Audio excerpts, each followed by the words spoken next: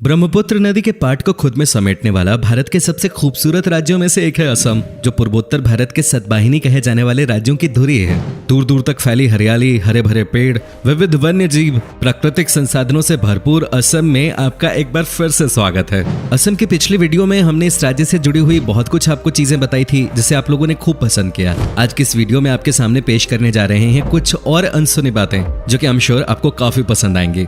असम के रोमांच भरे जंगल, चाय के बागान, कलकल करती ब्रह्मपुत्र नदी पर्यटकों को अपनी ओर आकर्षित करती है। असम एक ऐसा प्रदेश है जहां शांति है, संस्कृति और परंपरा का एक दूसरे से अटूट बंधन है। तिब्बत से बहकर आते विशाल ब्रह्मपुत्र नदी इस राज्य की खूबसूरती को और बढ़ा देती है। अगर हम हिंदू मिथकीय कहानियों पर विश्वास करें तो ब्रह्मपुत्र नदी को नद के तौर पर माना जाता है। हल्की धूप या शाम की ठंडी हवा में अक्सर पर्यटकों को नदी के किनारे सैर करते देखा जा सकता है।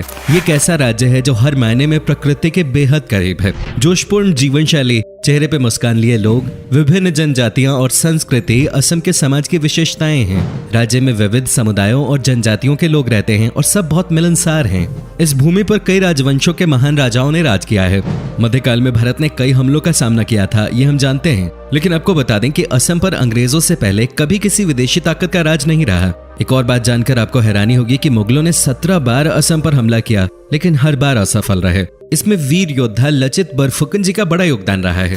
दोस्तों, क्या आपने ये सुना है कि पक्षी भी आत्महत्या करते हैं? अगर नहीं तो ये जगह आपको असम में दिखाई दे जाएगी। असम के जातेंगा नामक जगह को एक रहस्यमयी जगह के तौर पर जाना जाता है, जहां हर साल सैकड़ों की संख्या में पक्षी तेज रफ्तार से आते हैं और पेड़ों, इमारतों से टकराकर खुद की जान ले लेते हैं। हैरानी की बात तो यह है कि ये गुत्थी अब तक वैज्ञानिक भी नहीं सुलझा सके हैं। क्या आपको पता है देश के दूसरे राज्यों के इतर असम राज्य का अपना अलग राज्य गान है?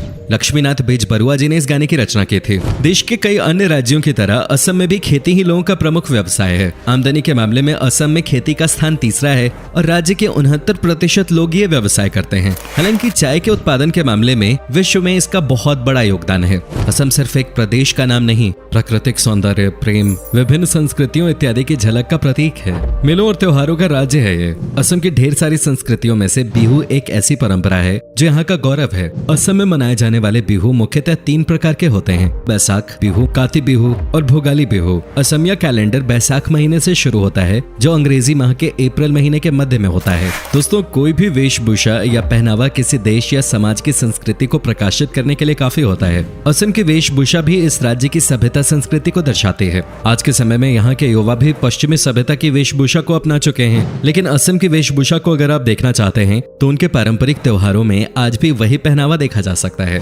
महिलाओं की ड्रेस 2 भागों में विभाजित है। ऊपर का हिस्सा एक विशिष्ट प्रकार के चादर से ढका जाता है और वहीं नीचे के पहनावे को मेखला कहा जाता है। पुरुषों के पहनावे में ऊपर कुर्ता और नीचे धोती होती है। इसके साथ ही वो लोग गले में गामोसा भेजते हैं, जो केवल एक कपड़े का टुकड़ा नहीं बल्कि असम की अनुभूति तथा जातिगत सम्मान और स्वाभिमान का हिस्सा है। असम में लुभावने नजारों के अलावा जो चीज सबसे अधिक आकर्षित करती है वो है वहाँ का खाना। यहाँ के खाने का स्वाद एकदम अलग है, जो आपको पूरे देश में कहीं और नहीं मिलेगा। खासतौर से यहाँ के नॉन-वेज फूड का कोई मुकाबला नहीं। साथ ही यहाँ आपको स्वादिष्ट पोर्क, चिकन, बतख और मटन के कई व्यंजनों का स्वाद चखने को मिलेगा। जब भी असम के विशिष्ट व्यंजनों की बात होती है तो खार का नाम सबसे पहले लिया जाता है, जिसके इस्तेमाल से भोजन का स्वाद बढ़ जाता है। इसके साथ ही असम का एक फेमस फूड है आलू पिटिका, जो शुद्ध शाकाहारी व्यंजन है। रेशम के कीड़ों से बना हुआ व्यंजन भी यहाँ का प्रिय भोजन है। नॉनवेज फूड में एक बहुत ही स्वादिष्ट व्यंजन टेंगा फिश कड़ी है, जिसे बनाते समय औटेंगा, टमाटर, नींबू या किसी भी खट्टी चीज का इस्तेमाल किया जाता है। इसके साथ ही यहाँ त्योहारों के वक्त हर घर में चावल से बने कई तरह के पिट्ठू और लड्डू बनाए जाते हैं। असम में आपको स्ट्रीट फूड की भी अलग अलग वैरायटीज मिल जाएंगी। असम अपने वन्यजीव पर्यटन के लिए भी जाना जाता है। राष्ट्रीय उद्यान और अन्य अभयारण्य असम के प्रमुख पर्यटन स्थल हैं। बेहतरीन वन्य जीवन के अलावा असम पर्यटन, मंदिरों और स्मारकों के लिए भी जाना जाता है। चिलचिलाती गर्मी और कड़ाके की ठंड से बचने के लिए असम सबसे बेहतरीन जगह है। आइए एक नजर डालते हैं इस राज्य की बेहतरीन जगहों पर। माजुली असम की लाइफलाइन कहलाने वाली ब्रह्मपुत्र नदी के ताजे पानी का एक प्रदूषण मुक्त द्वीप है माजुली, जो कि 352 वर्ग किलोमीटर में फैला नदी द्वारा बनाया गया दुनिया का सबसे बड़ा द्वीप है। लिहाजा इसकी इसी खासियत की वजह से ये दुनिया भर के पर्यटकों को आकर्षित करता है। इतिहास और संस्कृति को अपने दामन में समेटे हुए माजुली न सिर्फ नदी से बना विश्व का सबसे बड़ा द्वीप है, बल्कि ये असम में वैष्णव धर्म का केंद्र भी है। माजुली पर्यटन थोड़ा छोटा है, लेकिन ये बहुत जीवंत है। पर्यटक यहाँ प्राकृतिक खूबसूरती के साथ हर साल आने वाले प्रवासी पक्षियों को भी देख सकते हैं। सुबह से लेकर देर शाम तक यहाँ सैलानियों का तांता लगा रहता है। नेचर लवर्स और फोटोग्राफी के शौकीनों के लिए ये एक परफेक्ट जगह है। कामाख्या मंदिर। प्रसिद्ध कामाख्या मंदिर घूमे बिना आपकी असम यात्रा अधूरी मानी जाएगी। हिंदू धर्म के अनुसार ये 51 शक्तिपीठों में से एक है और इसकी गिनती सबसे महत्वपूर्ण तीर्थ स्थलों में होती है। असम के सबसे बड़े शहर गुवाहाटी से ये 8 किलोमीटर दूर स्थित है और ये मंदिर एक पहाड़ी पे बना है और इसका तांत्रिक महत्व भी है। मंदिर 2 हिस्सों में बना हुआ है। पहला हिस्सा सबसे बड़ा है और इसमें हर किसी को जाने की इजाजत नहीं है। वहीं दूसरे हिस्से में माता का दर्शन होता है। यहाँ हर साल जून में अंबुबाची मेला आयोजित किया जाता है, जिसे देखने के लिए भक्तों का जमावड़ा लगता है। Kaziranga national park. देश के 38 वर्ल्ड हेरिटेज साइट्स में शुमार काजीरंगा नेशनल पार्क दुनिया भर में एक सींग वाले गेंडे के लिए मशहूर है। असम के गोलाघाट और नागांव जिले में स्थित इस पार्क को बाघों का घर भी कहा जाता है। 430 वर्ग किलोमीटर के क्षेत्रफल में फैला हुआ ये पार्क सर्दियों में और भी ज्यादा खूबसूरत हो जाता है, क्योंकि उस समय यहाँ साइबेरिया से मेहमान पक्षी आते हैं। काजीरंगा की एक खास बात यह भी है कि यहाँ विभिन्न प्रजातियों के बाज, चीलें और तोते भी आते हैं। काजीरंगा नेशनल पार्क और इसके आसपास कई आकर्षण हैं, जहां आप 2 दिन के अंदर घूम सकते हैं। उमानंदा। गुवाहाटी के दिल में बसा उमानंदा एशिया का सबसे छोटा नदी द्वीप है। यहाँ आप शिव मंदिर का दर्शन करेंगे। मंदिर तो अपने आप में खूबसूरत है ही, पर मंदिर के चारों ओर बहने वाली ब्रह्मपुत्र का नजारा मंत्रमुग्ध कर देने वाला होता है। यहाँ पर सुबह सूर्योदय का दृश्य बेहद मनोरम होता है, जो आप ताउम्र याद रखेंगे। वैसे तो इस द्वीप पर साल भर टूरिस्टों की भीड़ रहती है, मगर सावन, शिवरात्रि और नवरात्र के समय ये भीड़ दोगुनी हो जाती है। तेजपुर। दोस्तों, असम आकर अगर आपने तेजपुर नहीं घूमा तो आपने कुछ नहीं देखा, क्योंकि असम के पर्यटन स्थल के रूप में ये सबसे अधिक फेमस है। गुवाहाटी से लगभग 184 किलोमीटर की दूरी पर स्थित शांत पहाड़ियों, गहरी घाटियों और हरियाली से घिरा तेजपुर शानदार अवकाश के लिए एक आदर्श स्थल है। शहर की भागदौड़ से दूर तेजपुर प्रकृति प्रेमियों से लेकर इतिहास में दिलचस्पी रखने वालों का पसंदीदा स्थल है। यहाँ अनेक बाग बगीचे बने हुए हैं।